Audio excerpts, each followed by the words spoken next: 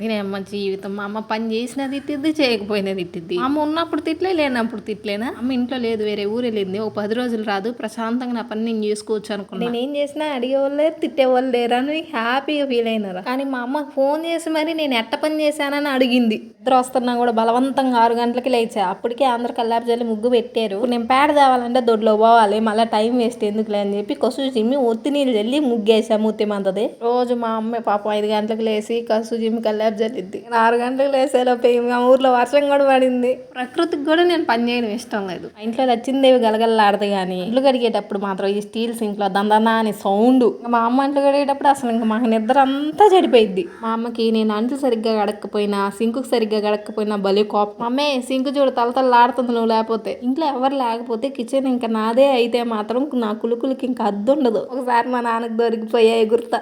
It's so embarrassed. అమ్మకి ఇల్లు శుభ్రంగా ఉండాలన్నమాట. పూటకు 10 ఎత్తులు తుడిసినా ఆమెకు బోరు కొట్టదు. పని చేసేవాడు కడుపున తినేవాడు పుడతాడంట. ఈ సామెత తెలుసు మీకు? అమ్మ ఈ సామెత చెప్పి నన్ను ఎన్ని తిట్లు తిట్టిద్దో. ఇంకా పెద్ద డైలాగ్ చెప్పనా? ఇప్పుడు పని చేయడం నేర్చుకోకపోతే రేపు అత్తారింటికి పోయిన తర్వాత అమ్మిదేనా నీకు నేర్పించింది అని అంటారంట.